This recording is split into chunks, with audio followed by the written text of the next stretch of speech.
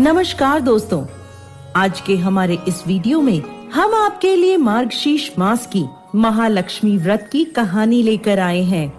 एक समय सौराष्ट्र में भद्रश्रवा नाम का राजा राज्य करता था। वो बहुत प्रतापी था। उसकी रानी सूरज चंद्रिका थी। वो बहुत सुंदर, सुलक्षणा और पतिव्रता नारी थी।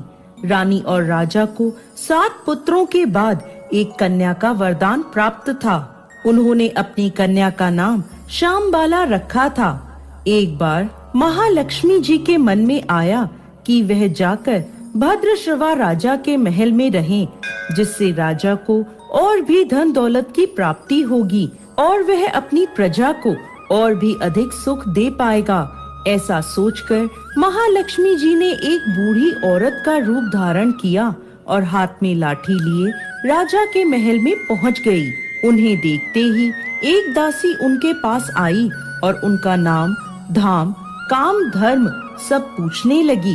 वृद्ध ब्राह्मणी का रूप धारण करे महालक्ष्मी जी बोली, बेटी, मेरा नाम कमला है और मेरे पति का नाम भुवनेश्वर। हम द्वारिका में रहते हैं। तुम्हारी रानी पिछले जन्म में एक वैश्य की पत्नी थी, जो कि बहुत गरीब थे।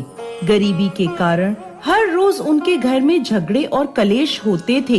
इससे तंग आकर एक दिन वह घर छोड़कर चली गई और जंगल में खाली पेट भटकने लगी। उसकी इस दुर्दशा पर मुझे दया आई। तब मैंने उसे सुख संपत्ति देने वाली महालक्ष्मी व्रत की कथा सुनाई। मेरे कहने पर उसने श्री महालक्ष्मी का व्रत किया, जिससे माँ लक्ष्मी प्रसन्न हुई और उसकी गरीबी दूर हो गई। उसका घर संसार धन धान्य से भर गया। इसके बाद वह दोनों पति पत्नी परलोक सिधार गए और लक्ष्मी लोक में उन्होंने निवास किया। जितने सालों तक उन्होंने यह महालक्ष्मी व्रत किया, उतने हजारों सालों तक उन्होंने सुख भोगा। अब उसका जन्म राजघराने में हुआ है, परंतु वह श्री महालक्ष्मी का व्रत करना भूल गई है। मैं यहाँ उसे व्रत याद दिलाने आई हूँ। यह सब बातें सुनकर दासी ने उस वृद्ध महिला को प्रणाम किया। फिर श्री महालक्ष्मी व्रत की पूजन विधि पूछी। तब उस वृद्धा के रूप में आई महालक्ष्मी ने दासी को महालक्ष्मी व्रत की पूजा की संपूर्ण विधि बता दी। फिर दासी ने उस वृद्ध ब्राह्मणी को प्रणाम किया और महल के अंदर रानी को बताने चली गई। उधर रानी को अपने ऐश्वर्य पर बहुत घमंड था। दासी द्वारा बताई गई वृद्ध महिला की बातें सुन रानी आग बबूला हो गई और द्वार पर खड़ी महालक्ष्मी पर बरस पड़ी। वो नहीं जानती थी कि साक्षात महालक्ष्मी बूढ़ी महिला का रूप धारण कर उसके द्वार पर आई हैं। रानी का बुरा व्यवहार और अपना अनादर देखकर माता लक्ष्मी ने वहाँ रुकना ठीक नहीं समझा। वो वहाँ से तुरंत चल पड़ी। रास्ते में उन्हें रानी की पुत्री राजकुमारी श्यामबाला मिली। उस वृद्ध महिला ने राजकुमारी श्यामबाला को उसकी माँ के बुरे व्यवहार की सारी बात बता दी। यह सुन श्यामबाला ने महालक्ष्मी जी से अपनी माँ के व्यवहार की क्षमा मांगी। माता लक्ष्मी को राजकुमारी पर दया आ गई। उन्होंने श्यामबाला को महालक्ष्मी व्रत के बारे में बताया। श्यामबाला ने श्रद्धा और विश्वास से श्री महालक्ष्मी व्रत किया। फलस्वरूप राजा सिद्धेश्वर के सुपुत्र राजकुमार मालाधर से उसका विवाह हो गया। वो अपने पति के साथ ससुराल में आनंद से दिन बिताने लगी। उधर दूसरी ओर महालक्ष्मी जी का रानी पर प्रकोप हुआ, जिसके कारण राजा भद्रश्रवा का संपूर्ण राज्य नष्ट हो गया। खाने तक के लाले पड़ गए। ऐसी हालत में इधर उधर भटकते हुए राजा और रानी जंगल में रहने लगे।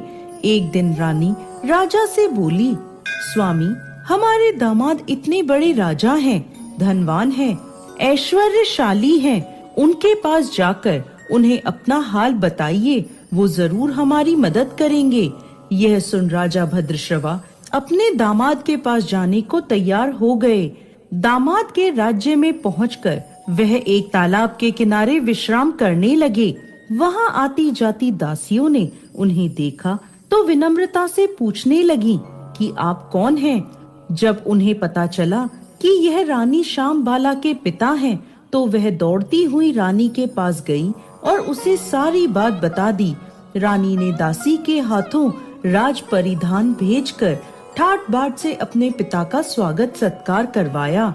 जब वह लौटने लगे तो सोने की मोहरों से भरा एक घड़ा अपने पिता को दिया। जब राजा भद्रश्रवा वापस अपने घर लौटे तो उन्हें देखकर रानी बहुत प्रसन्न हुई। जैसे ही उन्होंने सोने की मोहरों से भरा हुआ घड़ा रानी को दिया तो उस घड़े में भरा धन कोयलों में बदल गया। यह सब माता लक्ष्मी के प्रकोप से हुआ था। इस प्रकार दुर्दशा में उनके कई दिन बीत गए। अब रानी स्वयं अपनी कन्या के पास गई। यह दिन अगहन मास का अंतिम गुरुवार था। वहाँ श्यामबाला ने श्री महालक्ष्मी जी का व्रत किया, पूजा करी और अपनी माता से भी व्रत करने को कहा। श्री महालक्ष्मी जी का व्रत करने के बाद रानी वापस अपने घर आ गई। यह व्रत करने पर उसे एक बार फिर अपना राजपाट धन ऐश्वर्य प्राप्त हो गए। वह फिर से सुखमय जीवन बिताने लगी। कुछ दिनों बाद श्यामबाला अपने पिता के घर आई। उसे देखकर रानी को पिछली सारी बातें याद आ गईं। जब उनकी दुर्दशा आई थी तो कैसे उनकी पुत्री ने अपने पिता को घड़ा भर कर कोयले दिए थे और कोई मदद नहीं करी। तब रानी ने अपनी पुत्री का कोई आदर सत्कार नहीं किया और बार बार उसका तिरस्कार करने लगी। जब राजकुमारी श्यामबाला वापस जाने लगी तो रानी ने उसे कुछ भी नहीं दिया।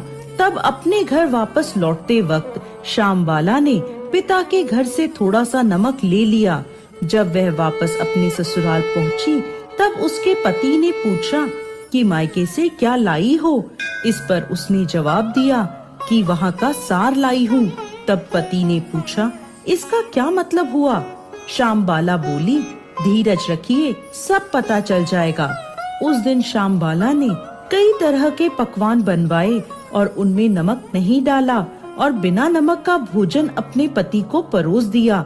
जब राजा को भोजन में कोई स्वाद नहीं आया तो वह बोला, आज यह खाना कैसा बेस्वाद बना है। तब श्यामबाला ने राजा की थाली में अपने पिता के यहाँ से लाया हुआ नमक डाल दिया, जिससे भोजन में स्वाद आने लगा। तब श्यामबाला अपने पति से बोली, यही है मेरे मायके से आया हुआ सार। पति को उसकी बात सही लगी। वह दोनों भोजन करने लगे। इसी प्रकार जो भी व्यक्ति पूरे श्रद्धा भाव से महालक्ष्मी जी की पूजा करता है उसे महालक्ष्मी की कृपा अवश्य प्राप्त होती है। सुख संपत्ति और शांति की भी प्राप्ति होती है। सभी मनोकामनाएं पूर्ण होती हैं। हे माँ महालक्ष्मी, जैसी कृपा श्यामबाला पर करी वैसे ही इस कहानी को कहते, सुनते और हुंकार भरते सब पर करना। जय माँ महालक्ष्मी।